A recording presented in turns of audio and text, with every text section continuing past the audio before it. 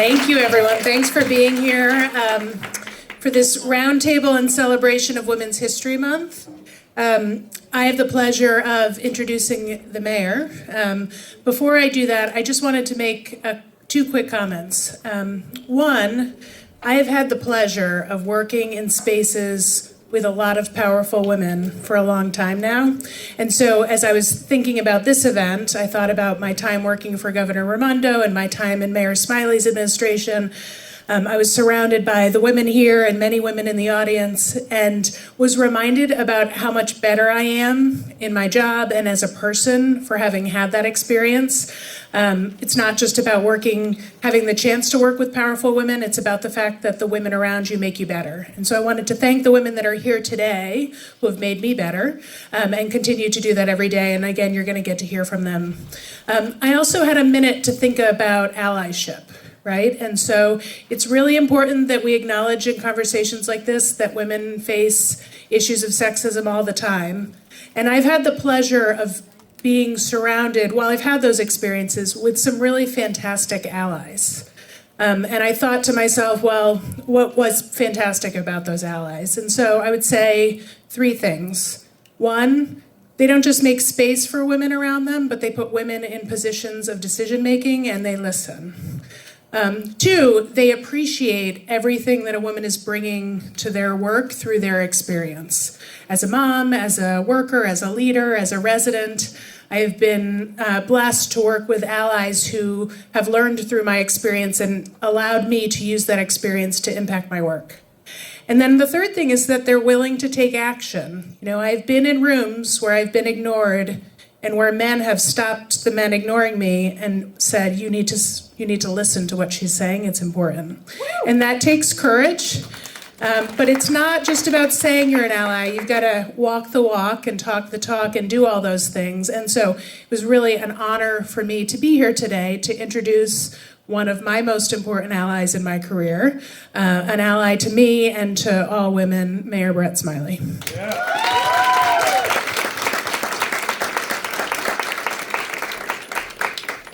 Thank you, Courtney. Good afternoon, everybody. This is so great that this is our first ever Providence Women's Roundtable. And there have been women in position of leadership in city government for some time, although I'm particularly pleased that in this administration, to Courtney's point, there are women in leadership throughout. More than half of the departments are led by women, and it's, I think, a result of their placement is why we're seeing the results that we're seeing.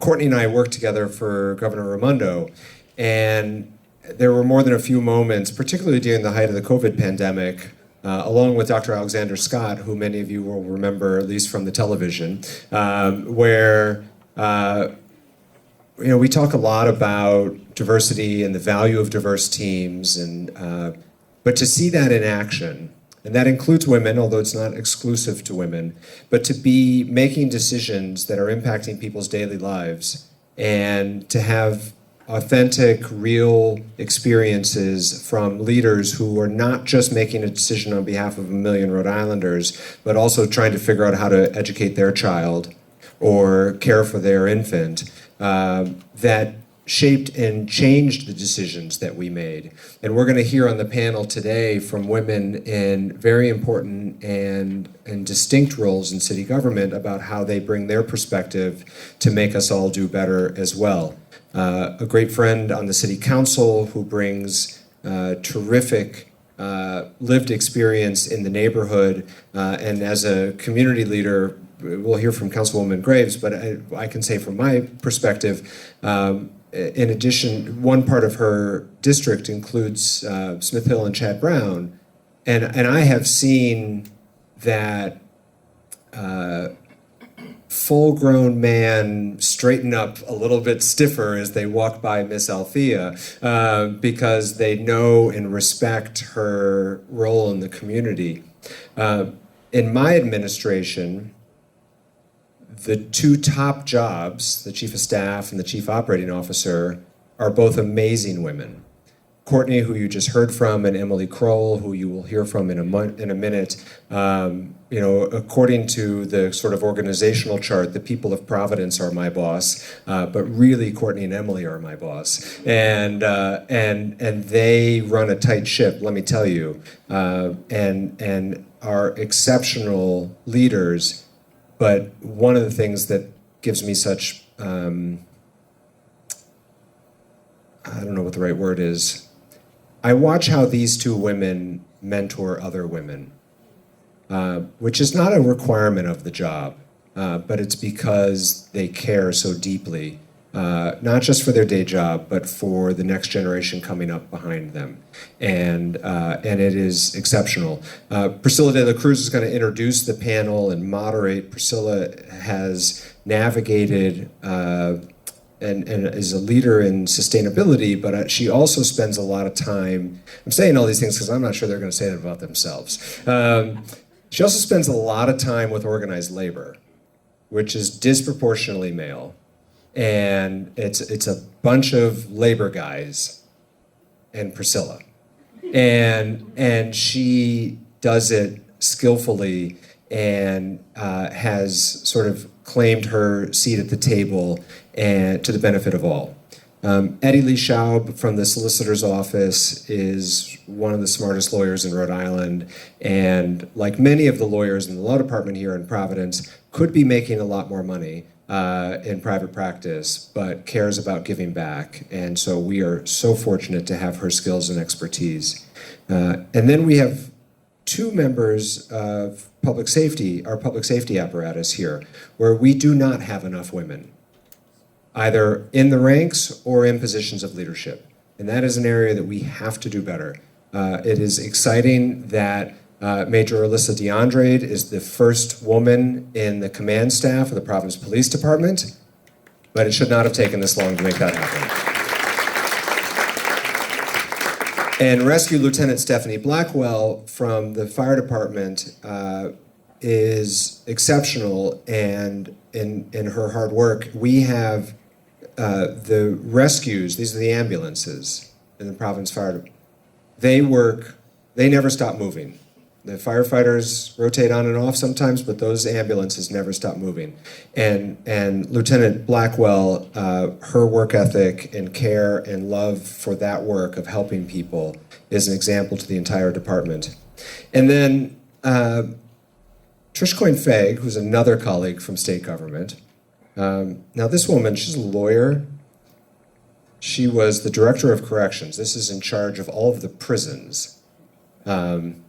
In Rhode Island, and now runs our Department of Public Works. I mean, talk about two male-dominated workplaces, but is now becoming known as not just a leader in those two departments, but just as an exceptional public manager.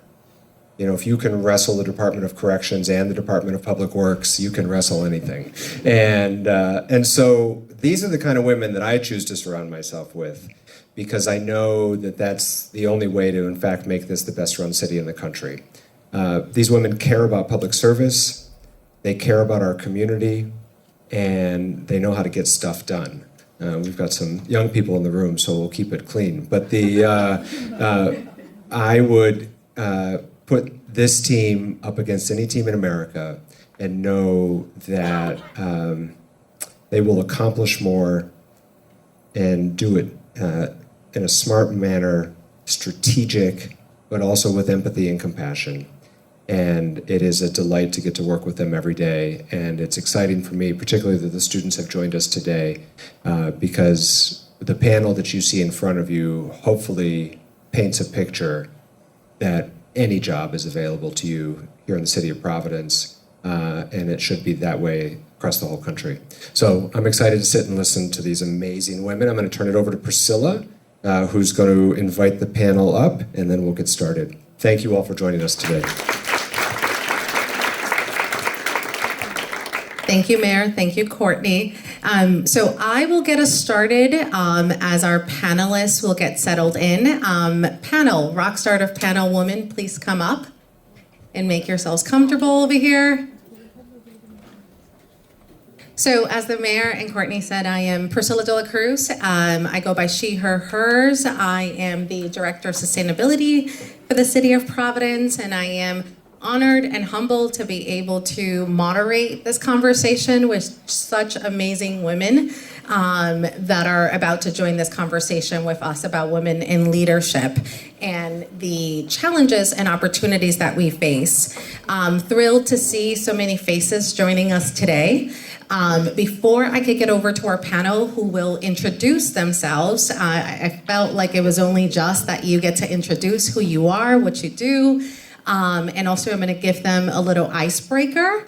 So I recently became a dog lover. I never consider myself, I like pets, I like animals, but never consider myself a lover. I am obsessed with my dog.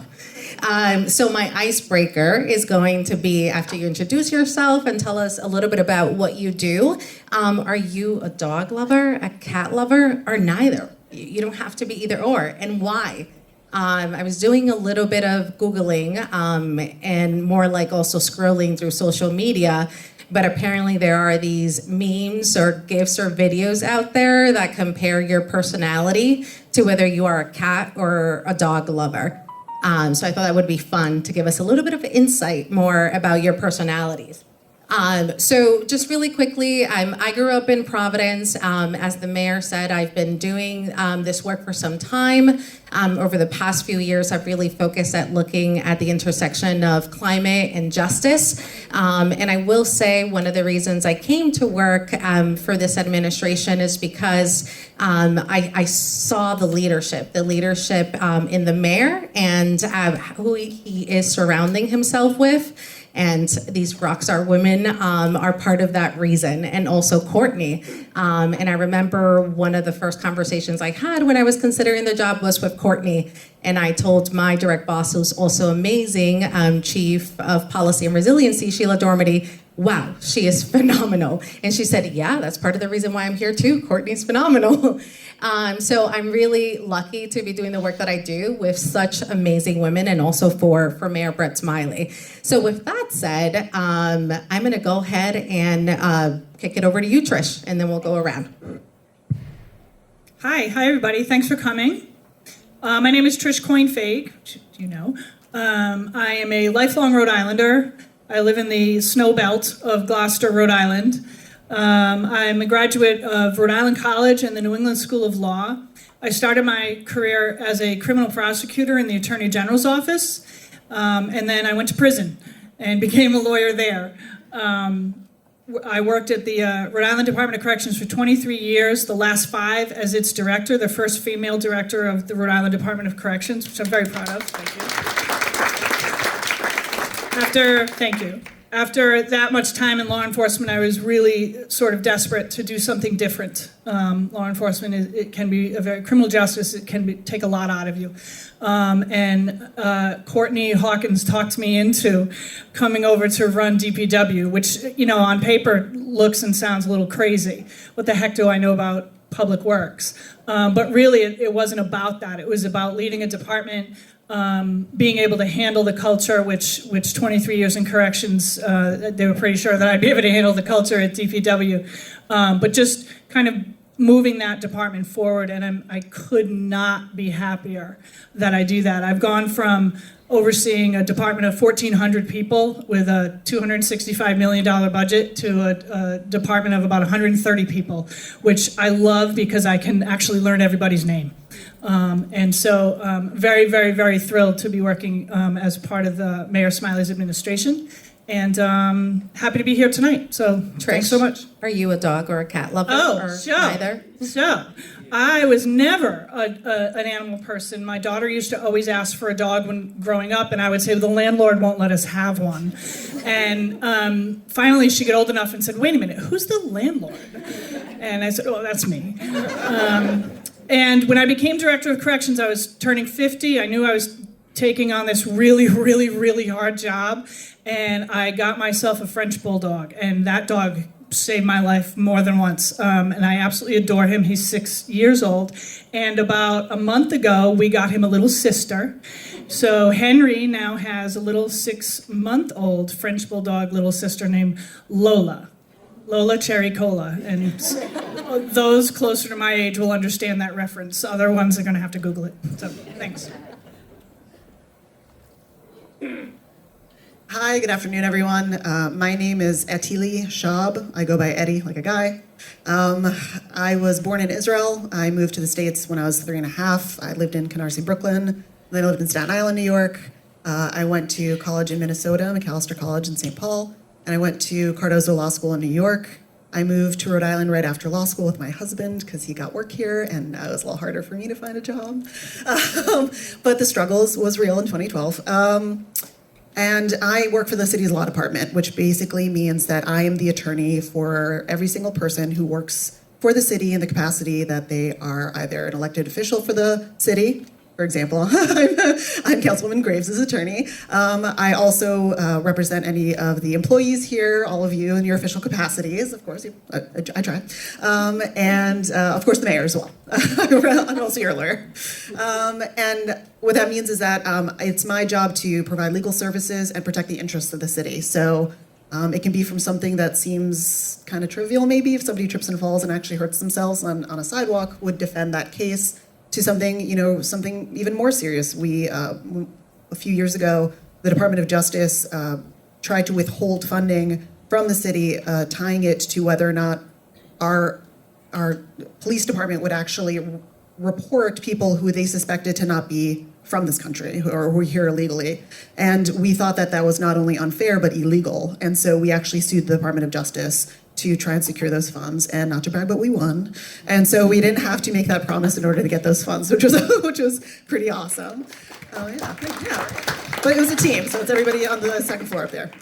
And yeah, I am an animal person, I'd like to say. So I've had a cat since I was 12. And then I moved to Providence and we adopted a cat from Parle, my husband and I did. And when I started working for the city and I had that good health insurance, I decided to do some allergy testing. And it turns out I'm allergic to my own cat. And so when she crosses the Rainbow Bridge, we will be getting a dog because I'm not allergic. So that's me. All right. Councilwoman. Hello, everyone. Hello. I'm Miss Althea. I am also the councilwoman for this Ward 15. Yeah. No? See, that was a trick question. You said yes.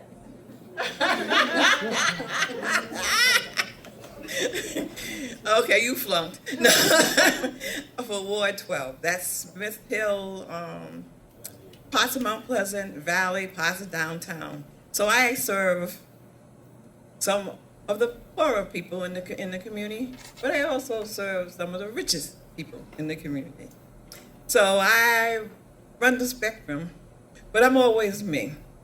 So they get me whenever they see me, I am from the South. I was born in the South. I was raised here. I am 70 years old. I've been here for 60 years. I lived in Smith Hill the majority of that time, really all that time. I also lived in Chad Brown, which we consider all that North End. I am a product of Mary C. Jones. She was my mother. She taught me a lot of things. And one of the things that she taught me is be you. Be smart. You don't have to be beautiful. You don't have to be the smartest person in the room. But be you. And as smart of you as you can be, being you. So I learned a lot of things. Sometimes you gotta sit back and be quiet and listen. And sometimes you gotta open your mouth and sing. And that's what I do. Okay. I am a mother, a grandmother, a great-grandmother. I have 5 beautiful great-grandchildren, the prettiest and handsomest ever. There's none that compare. And I don't care how many pictures you show me. That's my opinion. I came into being a councilwoman by being pushed into it. I've always worked in the community. I've been on numerous boards that deal with housing, health, anything you can think of. I've been on there. I've been on boards within community, you know, the Smith Hill community. I've been on boards for the city. I've been on boards that have to do with the state. So I know a lot of things that are going on. And the reason I do this is because I see that there's a lot of things that need happen. When I was coming up, there was really, this would have never happened at all, you know. We have to fight to do this. And we're still fighting because you two are just basically getting on into this thing, and so are you. So I say to my beautiful young Black sisters, my beautiful young Black Latinos, my beautiful young Black anything, you can do whatever you want to do. Don't let nobody stop you from doing what you need to do. Nobody. Because it's in you. You're a superstar. Go out there and shine. That gave me chills. Thank you, Councilwoman. Miss Althea, do you like dogs or cats? Please, I'm sorry. dying to know. I'm dying to know. Thank you. Well, I like birds. But I've had dogs and cats because I had children that begged to have these things. And then I ended up taking care of them, and they became my pets. And when they got mad, they chewed up my stuff. That type of thing. But I've always had birds. I've had birds since I was young. I don't have any now, and I want some, but my husband does not like birds. So, Oh, they're you amazing. know, I might have to bury him and get a bird. You didn't hear me say that. Not on the record. Chief Crowell. Thank you. My name is Emily Crowell. I'm the Chief of Staff for Mayor Brett Smiley. I was born and raised in Cranston, Rhode Island, and then I've moved to Providence after college, so I've been here as long as I'd like to remember. I've been in government for a very long time, but I actually went to St. Mary's Academy Bayview, which was an all-girls school in East Providence, and then I graduated from URI. Before I started my work in government, I was actually a tattoo artist for a bit, and then I started in government at the U.S. Senate. So I got to work for Senator Jack Reed at the federal level, and that was really, really high up in government. And I liked the job, but I like to be closer to the people and closer to the ground. And so I got to work for the city of Providence a few years ago for the last mayor. And I did that. I did the chief of communications for a while, so I talked to people. And then I left that job to go work in state government with some of my colleagues here. I got to work with another very powerful and really strong woman, Commissioner Infante Green, who oversees our schools. And then I was able to go work with Mayor Smiley on his campaign before coming here. And so I've been surrounded by a lot of strong women in my life. I've had my mom, I have a younger sister, and I feel like I'm just so grateful to stand on so many of their shoulders. And as the mayor said, I see a big part of my job is to allow our staff to stand on my shoulders and to figure out how to go where they're going next. I don't like cats or dogs. As I say, I'm also very proud that Chief Crowell is my boss as well. And it's okay that she doesn't like cats or dogs. Thank you. Good afternoon. My name is Alyssa DeAndrade. I'm a major with the Providence Police Department. And I guess my journey to the police department's a little bit different. I knew I wanted to be a police officer since the time I was a child, really. You know, I grew up watching TV shows like Adam 12 and Chips, and it never dawned on me that I never saw any women as police officers. That didn't even faze me as a kid. I just thought that looks like something I want to do. And both my parents are, they're retired now, but they're both public school teachers. And so education was always paramount in my family. It was always a matter of, we always knew we were going to go to Rhode Island College. That's where my parents met, actually. So I went to Rick, and proud Rick graduate, 89. My parents are both still, they're in their 80s. They're still involved with the alumni. They're amazing. They graduated in 1959, first class to graduate from the Mount Pleasant campus, for those of you that attend Rick. So I had expressed to them I always wanted to be a police officer, and they had said to me, well, you know, you can always go back to be a police officer after, but you should continue on with your education. They wanted me to go to law school. So we made a deal. If I got accepted, I would attend. And so as it turned out, I did get accepted. I went to Syracuse University. While I was there, I got my law degree. I got my master's in public administration, and then I came home and I said, no, I want to be a police officer. So unfortunately, the timing was terrible. It was tough to get on, but fortunately, right after that, Bill Clinton was elected. He was president, and they had some cops grants where they were trying to increase numbers of police officers across the country. So because of those grants, I was able to, the city was running a large academy, and they were trying to have a diverse academy. So fortunately, out of the 50 recruits in my class, there were 8 women. 7 of us actually graduated, which was fantastic. That was one of the largest classes of women at the time. And 4 of us are still very close to this day. 2 of us are still on the job. The other 2 are retired. One's now a chief in another agency.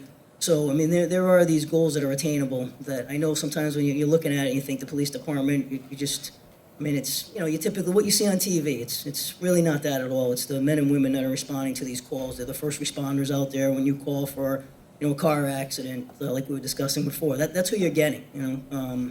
And you do see a lot more women out there now. When I came on, they were women on the job, but they were hidden. None of them were really wearing a uniform. They weren't the first responders. And, you know, that didn't appeal to me. I wanted to be a first responder. I wanted to wear a uniform. I had sat behind a desk. I was an attorney. I wanted to be out there as a police officer. And I did. I made sure I spent 7 years out there answering the radio and being a first responder and until I was eligible to take promotional tests. I never, ever in my wildest dreams would ever have thought I'd be a major. I want to thank the Mayor Smiley, and my Colonel Perez, because without them, I would not be wearing the major's rank right now. So I truly appreciate that. And it is hard to believe that the agency's been in existence for over 160 years, and I'm the first female to ever become a major. Thank you. And I certainly hope not the last. When I got promoted to captain in 2017, 16 actually, it was November of 2016. I was only the second female ever in the history of the agency to become a captain. Since that time, there have been 2 additional women that have become captains on the job. So we are trending in the right direction, but as the mayor said, we have a long way to go. So anybody's interested in a career in law enforcement, I'm happy to speak to anybody afterwards. And we are starting our academy on Monday. And at that time, we're going to announce recruitment for the next academy. So just something to keep in mind going forward. But I want to thank everybody for being here and for your attention. Thank you.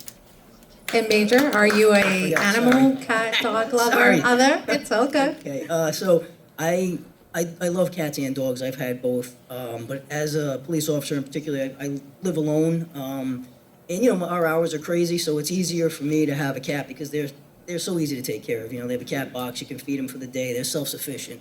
And I have one cat now that I rescued from, actually sort of originally from Providence, and she ended up getting transferred out to Bristol, which was a little bit of a problem, apparently. But she's a great companion, and I felt bad for her. She was like 2 years old in the shelter. She had been there for a while, and she was small, and so she had been picked on. She had a very serious defense mechanism, and she really didn't want anybody to get close to her, and I kind of felt bad for her. And now she's like a baby. I come home, she wants me to pick her up. I carry her around the house. She's drooling. I mean, she's completely changed. So, but yeah, I have a cat, but forgot to mention it. And I know what you mean. My dog gets upset when I have long work days and when they're consecutive. Yeah, she's 2 years old, so she lets me know that she's upset. Lieutenant. Well, my name is Stephany Blackwell. I'm a lieutenant on the fire department. Fun fact, before I begin, at Stephany-Lee Blackwell. I noticed that there are a few Lees up here. I would have thrown mine in there had I known. So where do I start? Well, I grew up in Cotton Court here, project. I went to class school, graduated from there. I went to Rick. Yes. I went to Rick for law enforcement. Unfortunately, I did not finish because I became a mom at an early age. So I went to work for Boston Finance, Stock Exchange, that type of stuff. 17 years, but I'm all over the place. I'm ADHD, kind of self-diagnosed, so I needed something to keep me busy. So in 2005, they had a whole bunch of recruitment stuff for women. So it was like Providence Police, State Police, Sheriff, Fire, and I think I was in the middle of trying to try out for the prison. And I was like, whatever comes in the door first, I'm gonna get. So I'm gonna be a 5-0. Nope. Well, I wanted to be a state trooper actually, because their gear is pretty funky. So the first thing that came in the mail, not email, it was mail, just so you know, was Providence Fire. And I was like, I did not aspire to be a fife. I did not want to be one, but I just stuck true to what I said I was going to do. So I did. I was like, climbing ladders, fires, everybody's running out. You got to run in, blood and guts. I mean, I like it. I love my job. It's totally different. Opened my eyes up to, a whole just mess of things that's going on within the community that I grew up in.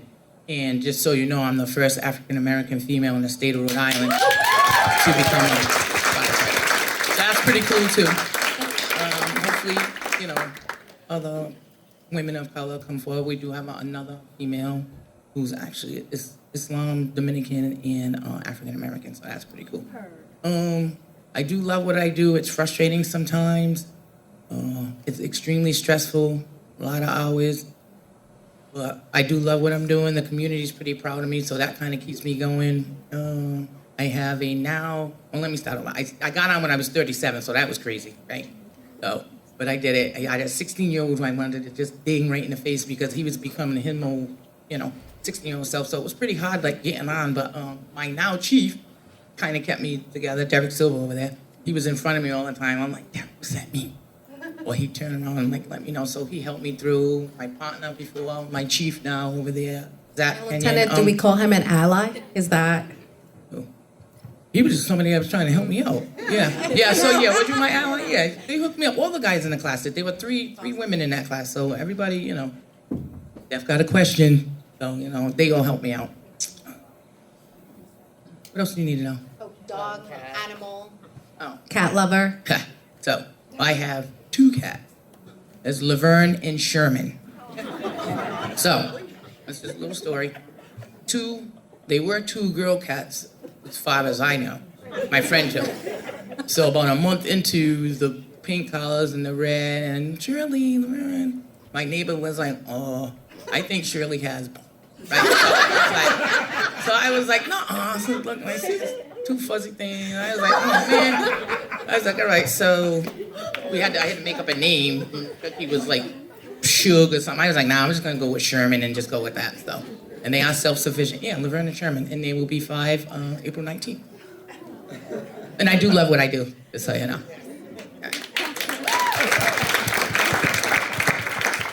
That was awesome. So we're going to segue into talking more about your journeys or building on what you shared about your journeys towards leadership positions. And what I would like us to do as we're having the conversation, and feel free, I don't think we have to go in order, but if you have something you want to share, do that. I'm thinking about, was there a defining moment, whether that was while you were growing up or early on in your career, that really shaped who you are as a leader, your leadership style? And I'll give you a quick example. For me, I didn't realize this, but I had a defining moment now that I when I was reflecting on this question. When I was going into high school, I grew up in Providence, going to Providence public high schools, and for me, from a young age, I knew what I wanted to do in terms of I want to go to school, I want to go to college, I want to be the first one in my family to graduate from college, set an example for my brother and sister. So, and I'm going to do that in any shape or form that I can, and I want it to be affordable. So I also ended up going to classical. Also a RIC alumni as well. Got my bachelor's there in business and marketing. But I remember getting into classical. I get the letter and I was like, yay, my parents were happy. And then the following week we get a phone call and my parents are told she can no longer go to classical. And there was a language barrier. My father worked 3 jobs. My mom didn't really understand. So she gets me on the phone and I'm like, what are you telling my mother? And they're like, oh, we have too many people. We let too many people in. So you pass, but we're gonna, put that off. And this is going back, I'm 37, so this is going back some time. So fast forward, my aunt, who I consider a woman that always empowered me, and I didn't know at the time, but she gave me my first lesson in advocacy. She said, you need to advocate for yourself. And I was like, what do you mean? What are you talking about? And she's like, I'm gonna show you. So she basically got together decision makers, the principal at the time for my middle school, who was running the school department at the time, my parents. She said, don't worry, I will translate. And she had me in the room and she said, she's going, figure it out. And I did. So that was my moment in really shaping my advocacy career in terms of, wow, what she did for me, I want to also do with others and for others as well. So do you have a moment like that? Or anything else that shaped who you are as a leader that you think was really defining in doing that? Yes, Councilwoman. There are a lot of moments in my life, but I think the one that really stood out to me, because I come from a family full of strong women, very strong women. Sometimes you didn't even know the men were there, So that's where I came from. So we were always assertive and stuff. But I remember one time I was given a project at Nathaniel Green School that we were supposed to write about our native country. And I wrote about Africa, and then I wrote about, the cradle, about Egypt being the cradle of civilization and all these different things that were going on. And I put a lot into this paper. I used to go to the library all the time. I had a report. My mother ended up being, working at the library, being a librarian. But before then, I used to go there all the time, and the head librarian at that time used to put books aside to me because you only were able to take out a certain amount of books if you were a certain age. She was just let me take out as many books as I wanted to, and she helped me with this, and my mother helped me with this. My mother was working at that time. Yeah, I did the paper, and I felt like so proud of myself. I brought it in, and when I got it back, it was all these red lines and cross-outs and a D-, and this was supposed to be a factual thing, not something that you made up, and this type of thing. And I was like, wait a minute. I in the back, I quoted all the books and all the references, and she was like, well, these are not really qualified people, or, you can't believe everything. And this is the teacher telling me this. And I'm saying to myself, okay. So I went home, and I was very, very disappointed. And I told my mother. My mother said, oh, well, how'd you do on the report? And I said, I didn't do well because you didn't bring D's to my mama's house. You didn't bring. I really didn't want to show her the paper because you didn't know. So when I showed her the paper, she looked at it and she said, okay. And I said, okay, I'm going to get in trouble, but I didn't get in trouble. The next day I went to school, and then they called me in the office, and as I was going to the office, somebody said, oh, we seen your mother go in the office. I was like, oh, Lord. I'm in deep trouble. I you know how you do the dead man's walk, I'm going to get hung today. As I was slow, I walked to the office because I didn't know what they were doing, but I knew it was going to be me getting punished some type of way. But my mother was there, and she had all these books. And she was talking to the principal, and she asked, when I got there, she said, I want the teacher here, too. So they brought the teacher in, and she said, my daughter worked hard on this paper. There's references in this book, in her paper, telling you what books to read. You are supposed to be teaching the truth. You are supposed to be teaching history. If you're going to be teaching history, then you should know history. And if you don't know it, don't talk about it. So she said, here are some books, read them. And she told it to the principal, you go over my daughter's paper and you grade them. And I was like, oh, I didn't get in trouble. Now I'm sitting up, because first I was like, now I'm sitting up like, okay. My mom was fighting for me, So I was very proud. And the principal did it, and when he gave back the paper, he gave me an A. Of course, my mother decided that I didn't deserve an A. It wasn't quite an A paper. So she said, B+ maybe maybe an A-, but you definitely didn't get an A on this. And I was so, like, wow, why did she think through this? But it showed me that we have to fight, because there are times we all come from different backgrounds. And we all know that the history that's written is not always the true history. We also know that we need to be telling our own stories. And my mother taught me, you learn your story so nobody can tell you what your story, what you're all about. And that's what I think it was my moment.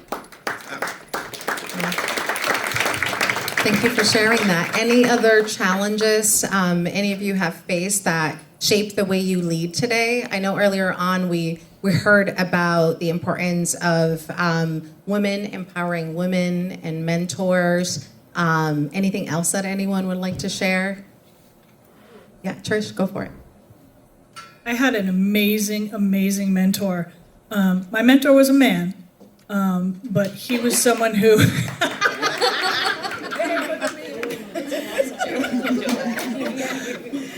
But I too went to Bayview, like Emily, and just to digress for 1 second, and I've always remembered this quote.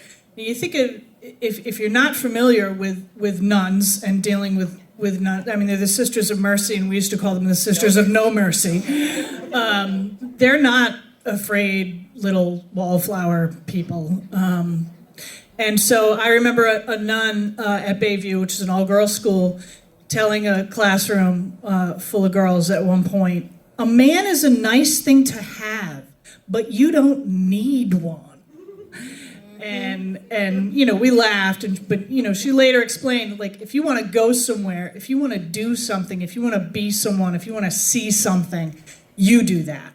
Don't sit around waiting for a boyfriend or a husband or somebody to like make these things happen for you. You do that.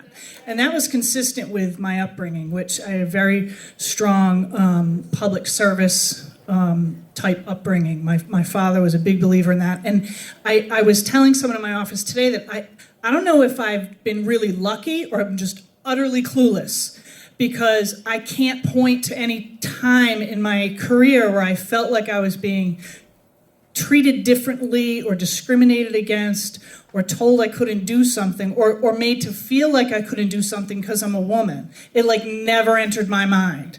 If I wanted something, if I wanted to be something or go somewhere, I did it.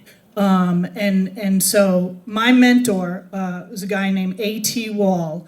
He was the longest serving, A.T. was the longest serving corrections director in the country. He still holds the record at 18 years, which is insanity. But he was a fabulous, fabulous mentor. And one thing that I've tried to take throughout my career is if I have a boss or a supervisor or somebody that I'm working for, and they do something that I appreciate, that I think helped me in my professional growth, I've kind of filed that away so that someday when I'm the boss, I want to do that, and conversely, if I've had bad bosses and have remembered, like, if I'm ever the boss, I'm not going to do that. And so having someone like AT was absolutely an ally. I have said things to AT when I was working for him that absolutely would have gotten me fired in other places if he wasn't the boss. And he allowed me to say absolutely anything to him, which is huge if you can have someone you can tell the truth to like that. And so that's, for me, that was the most important lesson as I continued on my journey of becoming someone who would lead others or who would work with others and kind of like be the boss, is that I really, really encourage everyone, just don't tell me what you think I want to hear. I encourage people to tell me the truth without being retaliated against, and I think that's really super important. That's beautiful. Thank you, Trish. So, yeah, sorry. No, go for it. Don't be sorry. Meanwhile, like, example A of like my inability to self-advocate. It's like, oh, so sorry. Like, oh, can I be a people pleaser, please? I count how many times a day throughout the day I say sorry. Right? I'm working on that too. Yeah. So like, kid of immigrant parents, like anybody else. Yeah. You were like raised to get along, right? Like follow the rules, do what's expected of you. be quiet, and also like as women, right? Be quiet and smile and look the right way and be the right way and just do really hard work. And the harder you work, the better things will be, because that's what they were promised. So they like fought to get you here, and to like, so the harder you work, the better your life is going to be. And so I just like I personally like just kept my head down doing that. And I still don't know how to advocate for myself, but where my strength comes from is for not taking it for other people. And I learned that as a young kid, because I like wasn't the only immigrant kid in my junior high, and I was the only one with like a name that no one can pronounce. And so when I would hear other people getting harassed, like if they made fun of me, I'd be like, oh, just keep my head down. Like my mom doesn't want to be in trouble. It's okay. But when like my friend Leju like got harassed, I'd be like, yeah, like I'd scream at like girls' faces, like how dare you? And that's where I learned my strength from. So like there are going to be moments where you're just like, I felt really strong doing that thing. Lean into that feeling, because when you feel strong doing a thing, that's a part of who you really are. So to this day, I still have a hard time advocating for myself, like even knowing my own story. Like I'm sitting here as like, I forgot to mention I also did this and I also do that. And like, I also spend all these things. And I'm like, because I don't do that, but I love doing it for other people. And so that's why I do, like I'm on boards and committees, because it's so much easier for me to lift the people around me, including especially other women, that it's just easier for me. And so that's how I do the advocacy and the fighting. So. That's another gem there, right? Leaning into what makes us feel strong. I really love that. And one question I really want to ask you all is, how do you bring your authentic self into what you do? That was really hard for me to do. It took me a while to get there. Some days I'm still working on it. So any tips, anything you would share with our audience? Yeah, go for it. So yeah, just to go back to the last topic for 1 second, when you asked if there's ever a defining moment, and I agree, Ms. Althea, there's been so many in my life, but I'm sitting here listening to all of you recount yours. I actually had one in elementary school where, and again, I've always been small. I mean, I'm 5'2" now. I've been tiny my whole life. And if you met my mother, you'd see why.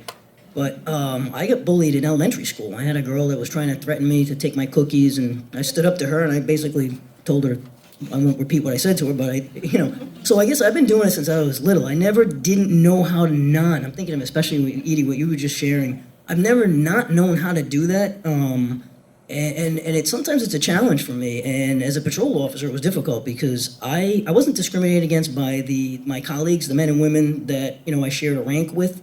So other patrol officers, I was never discriminated against by them. They treated me with open arms. I was warmly welcomed by them.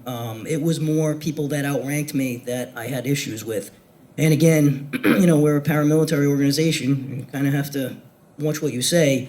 And there were times when I just politely, but respectfully, I had to put them right back in their place. I'm like, you're not going to talk down to me. You're just not. That's not how I was raised. My parents taught me differently than that. I certainly didn't talk back to my parents. We were allowed to, open ideas and whatnot, but, my father or mother would have backhanded me if I talked to them the way that I hear people talking to their parents today. So I certainly didn't do that at work, but I did challenge them, and I'll give you one example. The department was a disaster years ago. Colonel Esserman fortunately came in and turned things around for us. I mean, you'd be out there at night, and you'd be lucky if there were 3 of you covering what we now have 7 people covering. It was ridiculous. Even when I came on in the late 90s, completely unacceptable. But when he first took over, there was that transition phase. And there were nights when we had officers who worked like a swing shift. I worked the 3rd shift. I worked till 7 in the morning. And there were officers who would work till 3 a.m. And they'd leave, and I'd be the only one covering the district. And one of them in particular, I was his field training officer. And he's like, I don't feel right leaving you by yourself at night, And I said, don't worry about it. It's not your fault. There are other officers from different areas of the city that are going to have to come back me up if something happens. But, I went and I confronted a couple of my supervisors about it, and all that did to me in the back of my mind was, I'm going to be a supervisor someday because I'm going to change this. I am never going to let this happen to another officer. But in my mind, when I first came on, I never thought about being a supervisor. I just wanted to get on the job. I wanted to be a first responder. I wanted to be a police officer, and that's as far as I thought about it. And then I got fortunate enough to be penciled into a district where there were a lot of veteran officers, and a couple of them in particular took me under their wings. And one of them, he's retired now. He's like a brother to me. And we just hit it off, and really what happened was, I didn't know him. When you first come on, they bounce you all over the city, right? So I go to the roll call up at Chad Brown one night. I don't even know where I'm going. and there's a call for a disturbance, and I have to back somebody up on Douglas Avenue. So I drive down the street, and I see him, this officer who I didn't even know, and he's fighting with somebody. And I did what they taught me in the academy. I got out of the car, I dove on the guy, I tackled him, and we wrestled him into handcuffs. And I met the officer for the first time, and he said to me, he goes, "Oh, that was impressive that you did what you were taught to do." I said, "I didn't even think about it. That's how I was trained. We practiced in the academy. We have, sessions where they teach you and they put you through scenarios and see if you can handle what you were taught." I said, "I never even thought about it, And from that point on, we had a bond, and he had 5 years on the job. That was considered a veteran officer at the time, and he used to take me aside, and he'd always say to me, "You're going to be a supervisor on this job someday." So he saw something in me at that time that I didn't even see in myself. I didn't even really know. It takes a good couple of years to learn this job, and at least, and especially in those days, we only had 3 weeks of field training. So you go to the police academy, you learn, but you don't really learn until you get into that car, you're wearing a uniform. Yeah, when I came out in '97, we only had 3 weeks, if you can believe that. It was terrible. It's unacceptable. We don't do that anymore, but that's what we were doing in those days. So you're coming out, you really don't have the tools. So you had to rely on the people around you. So fortunately, I had great colleagues out there who took me aside, took me under their wing. They would encourage you, come to all my calls with me so you can learn. And I did, and I was able to pass that on to other officers as well. I couldn't wait to be a field training officer, and I was always available. I would tell the same thing to young officers: come to my calls with me and ask me any questions that you have. So that's kind of what kind of pushed me into thinking for the first time, well, maybe I could be a supervisor on this job. And then I started noticing things, like I said, things that I didn't like, things that weren't right. And I started to, put that in the back of my mind. One of these days, that's going to be making those decisions, and I'm not going to make that bad decision. I'm going to make the right decision. And again, Trish, I feel the same way. Everybody that's ever worked for me, I always empower everyone that works for me. I want them to be able to take over for me in my absence. If something happens to me, if I can't come to work tomorrow, if I'm on vacation, whatever, if I'm on extended sick leave because something's going on in my personal life, those officers need to be able to step up and take over for me. Right, and you want them I've to have always the done that. tools, the resources to do the job, but also to feel supported. Right, absolutely. Yeah, and I think that's the most important thing, to encourage the feedback, the pushback. Please, I don't claim to have every answer, and I don't want to have every answer. I want the impact and the feedback, and I think that's important. Yeah, I think that's the essence of a leader, right? Where you don't have all the answers, but collectively, right, you're stronger together and more impactful. I agree, absolutely. Thank you. Yeah. Other thoughts about how you bring your authentic self into what you do? Emily? I think I can hit your last question and segue you into your authentic self answer. See, that's why she's the boss. But I think one of my defining moments, so I played Little League in Cranston, and I was in a co-ed team, and I'm also very lucky to have one of my favorite Little League players in the front row right now, whose card is on my desk. But so I was one of 2 girls on the team, and so I was very, very fast, because I'm also very, very tiny. And I was just a fast kid, and I was running real fast, and the other girl on the team told me to slow down because I kept beating the boys, and they weren't going to like me anymore. And so the next game, I deployed that strategy because I wanted them all to like me. And my mom pulled me off the field. And she was like, "What is wrong with you? Are you ill?" And I was like, "No, I'm okay." And she was like, "You are terrible. You are terrible and slow. What is wrong?" And I was like, "Nothing's wrong." But she said if I kept going this fast, the boys weren't going to like me. And she was like, "You never slow down for any man, for anything, because you're going to lose your edge. You don't want to lose that edge. You want to lead ahead." And so that kind of voice has always been in the back of my head, this whole don't lose your edge. And so I started out in the federal government, and the U.S. Senate is a very different landscape than local government. It's different in a lot of ways. And I felt myself early on losing my edge. And so I covered up head to toe. I had no piercings. I had no tattoos exposed. I was visibly a very different person. And so I spent a lot of my career kind of fighting back to get that edge. And I was very, very lucky to find a boss who embraces my edge. And so not just about my kind of visible edge, but also my sarcasm and my humor and the way that I approach my job and that I approach conversations and decision making. And so I feel really lucky to have a boss and have a career that I can display my edge and never quite lose it. But I fight really hard so that I don't lose my sharp edges and get soft. And it takes effort too, right? To not That's to not right. lose You got that. to think about it, because otherwise you'll conform very quick. Thank you, Emily, and that is great segue. And I think you all have touched upon this, and Councilwoman, then I'll hand it right over to you. Just thinking especially for our youth, right? There's going to be opportunities and challenges ahead of them. And certainly some that we don't anticipate, we don't see coming. Any other gems, any other tips or advice like Emily just gave in terms of like, how do you someone recognizing like, hey, you're not being true to yourself, like don't lessen yourself to get people to like you. Like anything else you would share with our youth? And sorry, Councilwoman, you had a thought, go ahead. All it takes is a minute and that thought's going. However, I think you were talking about your heritage and culture and bringing that to it. I have a Southern root, and so there's a lot of times that comes out in me, and people say, "Oh, I still hear that Southernness in you." I haven't lived there in years, so it's like I don't know where that came from, but I think it comes from the people around you. You connect, you grow up learning things that are going on in your community, in your core. Your friends, your parents, and your family. My cultural background is I grew up in the church. I'm not gonna say I stayed in church because when I was 18, I boogied down out the door. But I went back because I had those roots, and I think you have to find out what is your core. Sometimes you'd be surprised that it's a good friend that brings out the best in you and sees some stuff that you may not see. They talk about looking at that man in the mirror. Sometimes we don't see ourselves. Sometimes it takes somebody else to show us ourselves.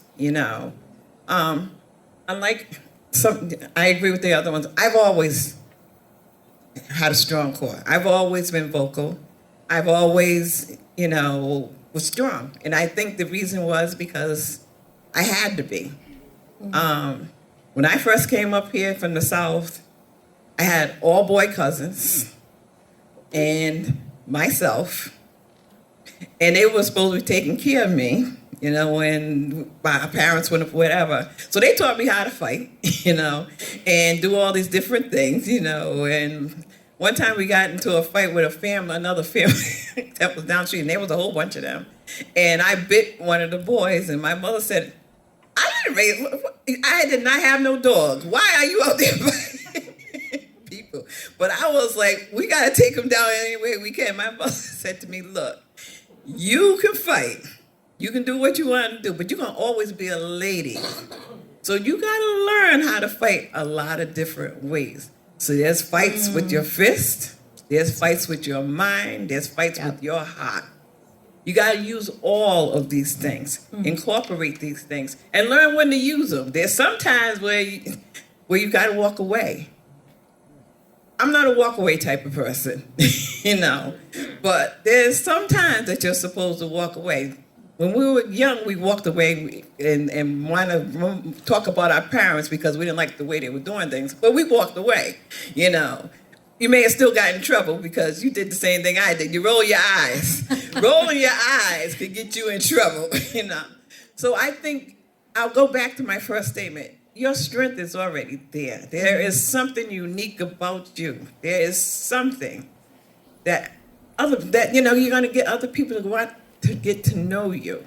And I heard several things, Councilwoman. You said your strength is there, but also leaning into community, leaning into your people, right? Yes. Because some days are going to be hard. Yes, they will. Right? And we have to be able to lift each other, support each other, but also different ways of fighting, right? Like different ways of approaching what you're trying to achieve. There's not just one way of going about something. And learn how to speak. You should be able to do the vernacular of your little community and say, hey, whatever that might be, you can do your street talk. When you get into the corporate boardroom, you should be able to speak on that level. And you be get at up- the table. That's be the at- other thing. be at that table. You always have to You're be in at the the room, table. be at the table. And you always let them know that you have a right to be there. Because nobody around that table is better than you. Nobody. They may know something a little different than you, but you know something that's different from them. You always have a right to be at that table. Thank you. And we, yeah, round of applause for that. So we are approaching, we're close to the end of our time, but before we want to look at some of your questions to guide our closing remarks, we're going to pull some of those questions up. All right, let's see. How do you engage with community to ensure that the voices and concerns of women and girls are heard and addressed? Ooh, that's a really good one. Anybody want to talk about that? How you're engaging with community to make sure that in your work, voices of women and girls are heard? Okay. I feel like I'm taking over this thing. You have to be able to go and talk everywhere. I speak to young people. I speak to older people. I'm not going to say elderly because I'm elderly. So I speak to everybody. You got to be, like I said, you got to be able to communicate with anybody and everybody. You got to also be humble. We got to learn that you may be riding high right now, but you didn't get there on your own. You got to be humble and never look down on anybody. The only time you should be looking down is if you're reaching down to pull somebody up. So once you get that in your mind, in your heart, then you'll be able to talk to anybody. Because I go and play with the kids, and they think I'm the most funnest person they ever met, you know. But I discipline also.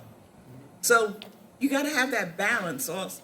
Always remember, like I said, it's in you. It's always going to be in you. That's, to me, the most important thing that you should be getting from all of us is this is not anything that should be a one-time deal.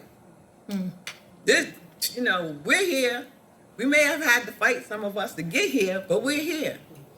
But while we were fighting, we helped knock down some doors. And there were people before us that knocked down doors. It's going to be your turn to knock down some doors.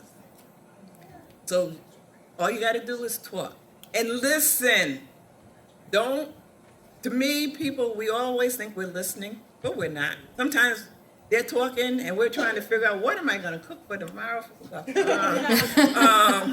Or we're so busy trying to come back with a snappy answer that we didn't hear anything that they said. And that's what I like to refer to as like the active listening. Like, are you listening to receive or are you listening to just respond? Others?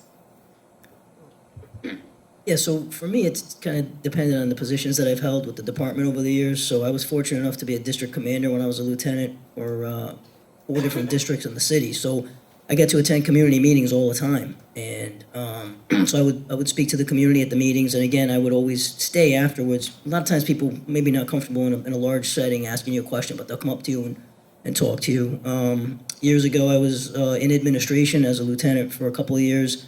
And I was fortunate enough to be involved in the police academy process. And we held open sessions for the public to come in, for people that were thinking about maybe would I be interested in a career in law enforcement. So we did numerous sessions like that where we got to speak to people and again, to do one-on-one sessions and answer individual questions. So it depends on where I've been in the department when I've been able to engage with the community to do that. And a follow-up question for Major and Lieutenant here. Someone asked, how long does it take to become one? A fire, police officer, someone in your position? So for the police department, it could take 1.5 years or so from the time that we initially start to take the applications to the time that you're actually going to graduate from the police academy. Depends on how fast we can expedite the process. But the academy is about 5 months long. Then you've got to do 3 months of field training, and then you're on your own.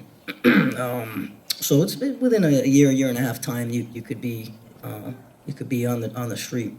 And Lieutenant? I guess maybe the same. The process, as far as I really don't know how long it was. It was like a year for me, like 2006. All of it, I just did everything that they came in the mail, how to like work out and do this, and was getting books that had nothing to do, had to do with the fire department, but not the material that they teach you in there.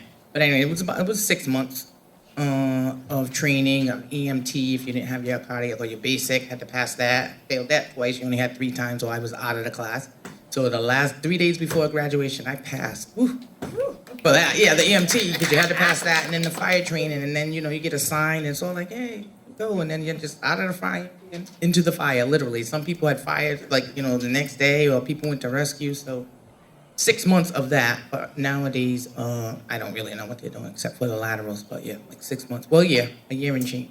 A year and a half. And now for the women that have been in government longer than I have, because I took this job in government last July. Before that, I was in the nonprofit space for like 15 years. So for y'all that have been in government longer, what advice would you give young women that are looking to pursue a career in city government or state government or federal government? Yes, Trish?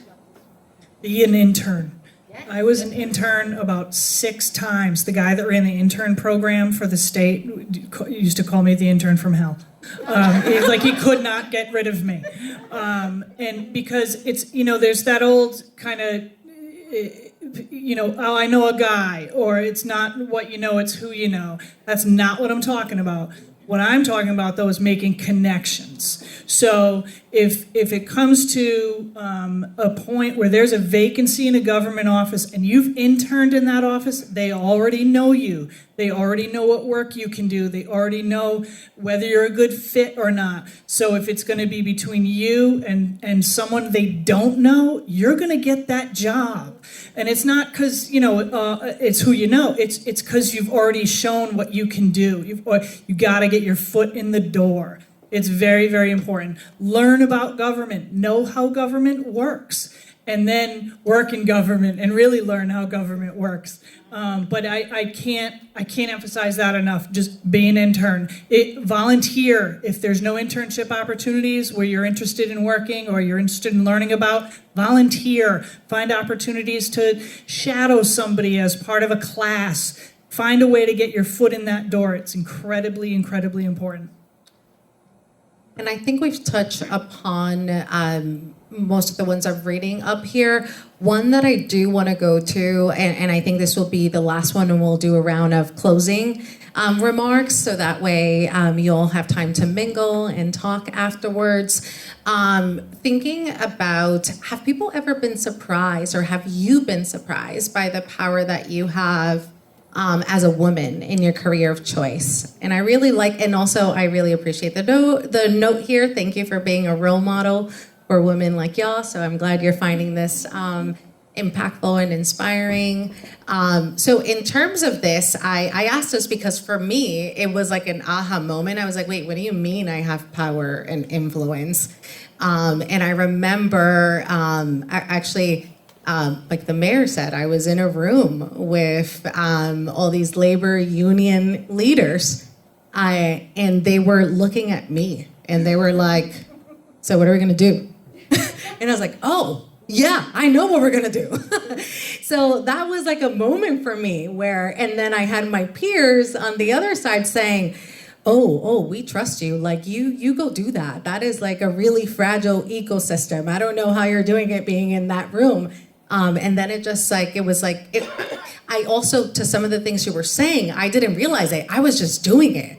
I was like, well, I grew up in a male-centered culture and very strong personalities, and I had to like push to have my voice. So I was just doing the thing I knew how to do. Others? In closing, please, would love to hear from anyone who wants to chime in. Yeah. So the law is significantly male-dominated and white-dominated, and so having other people who, you know, having people like me, like my friends, is a hard challenge. But yeah, once I realized I had power by virtue of my law degree, and I shook. I could not believe it. And one moment was I was volunteering for a criminal defense clinic in New York, and I had a client who got picked up for possession of stolen property. And then he got released, and then he got picked up again because they searched his apartment and they found weed. And I went to where he was being held with one of my colleagues, a woman from Korea who who had a hard time with the language. And so I was like, all right, I'm taking the lead. And I was like, I need to speak with my client. Like, I have to. I was like a third-year law student. I know what the heck I was doing. The officer was like, who's your client? It's like, I told him his name. It's like, all right, yeah, he's in holding. We'll put him, we'll bring him to the tombs, and then I'm just like, that's not acceptable. I need to speak with him right away. His father's very worried. And the officer's like, okay. I was like, great. And so like he brings him to a little room and me a little room, and Michelle was with me, and she was like, what's going on? I'm like, you're fine. I was like, all right. And the officer's standing there. I'm like, excuse me, officer, you need to leave. And he's like, what? I was like, sir, he has the right to speak to his counsel without you being present, just so you know. And he was like, okay, I'm going to leave the door cracked in case you need help. Sir, I do not need help, thank you. And when I told this to my supervisor very proudly the next day, he was like, oh yeah, no, that's not how things work. Like, you absolutely had no right to exclude a police officer from a police, like so good for you. So I was like, oh, just by like pretending I had a thing, I had authority, which was like mind blowing. So like you really don't know what you can do until you try. And I think sometimes we're scared to try, but I mean, what's the worst that can happen? You can tell me no and I'll go, oh, yeah, I guess I didn't know. Like, so yeah, I was like, it was shocking. I was like, oh, I gotta, yeah, it was wild. I love that story. Other closing thoughts about the power and influence you have in a moment that shocked you? So I guess I never really thought about it, especially even getting promoted to this position. It was more that other people would say it to me, my colleagues at work, my family, my friends. I just never really thought about it in those terms. And I was always pushed by my colleagues or my peers on the street, even as a patrol officer. Like, we put a lot of value in seniority. And it'd be like, if you're the senior officer, you're basically the supervisor at a scene. And then, you start to take over. When people kind of see you that way, they kind of push you into that role. And you end up doing that. You don't even realize you're doing it. So there were plenty of times when I was nowhere near the senior officer, and I was the one that was taking over, because they would look to me, be like, you figured something out, I don't know. And they would just turn to me. So I just kind of started to assume that role and never really thought about it right along my whole career, even my colleagues in rank, especially when I became a sergeant. I had other sergeants come to me and ask me. And so reflecting back, I see that, but at the time I didn't really ever think about that. So yeah, I mean, it is, if I really stop and let myself think about it, it is kind of amazing. But I don't think about it every day. I come in, I got a job to do, and I focus on that, and that's it. How can I do my job? How can I make things better? I'm in administration now, so we're responsible for everything. Well, the cars that we drive, the uniforms we wear, everything. The building. So it's like, what can I do to make things better for the men and women that are on the street every day? So those are the kinds of things that I focus on. I really don't ever think about the fact that I'm in charge of all these people. It doesn't really ever resonate, because it's not what I'm doing every day. It's not where I'm concentrating. But we are lucky that you're in charge, though. I will say that. I appreciate that. Thank you. Yes, thank you. Well, anyone else before we part ways and get to mingle? We also have more food in the back. We can't let that go to waste. Yes, Councilwoman, last closing thoughts? I think, for me, I was raised that you are equal to anybody out there. There may be laws against you, ignore them, because you're equal to everybody that's out there. There may be people that are bigger than you, but you're equal to everybody out there. So to me, I think it comes naturally that if you believe in yourself and believe you have a right to say what you have to say, then you do that. And if you whisper it, that's fine. But you stand there. Just stand and be proud. And I don't think there's... My grandmother used to sing, the itsy bitsy spider crawled up the water spout. Down came the rain and washed the spider out. Out came the sun and dried up all the rain. So the itsy bitsy spider crawled up the spout again. And we used to think that was just a little kid song, but then she used to say to me, you can always, no matter what happens, you may get washed down, knocked down, whatever, you always stand up and climb again. So that means that you have to have that in you. You have to have that belief of yourself and instill it in others. So I think, again, I came from a bunch of very proud, very strong Black women who felt, according to the law, I'm not supposed to be doing this, because they came from during that time. That was Jim Crow. But they walked, but they had held high, and some of them got beat, but they still went back out there and walked. So to me, who am I not to be able to walk? And I don't have that threat, you know. So I think it was always instilled in myself, and I try to instill it in any child that I talk to. I try to instill it into any woman, a girl, boy, whatever, that I speak to. Because that's what we should be doing as adults, because I'm sure somebody put it in you. We need to continue to do that, whether it was your mother or whatever. So 100%. that's I think that's a beautiful note to end on. Thank you. Round of applause for our rock star panelists.